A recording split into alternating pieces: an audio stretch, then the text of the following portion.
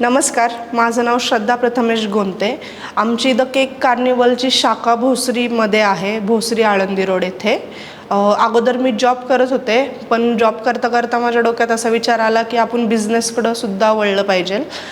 त्याच्यानंतर आम्ही the cake कार्निवलमध्ये भेट दिली आणि त्यांनी आम्हाला खूप छान पद्धतीने समजावून सांगितलं आणि त्याच्यानंतर आम्ही त्यांची फ्रँचायझी घेतली आणि त्यानंतर आम्हाला खूप जास्त प्रतिसाद कस्टमरचा जो आहे तो मिळत आहे।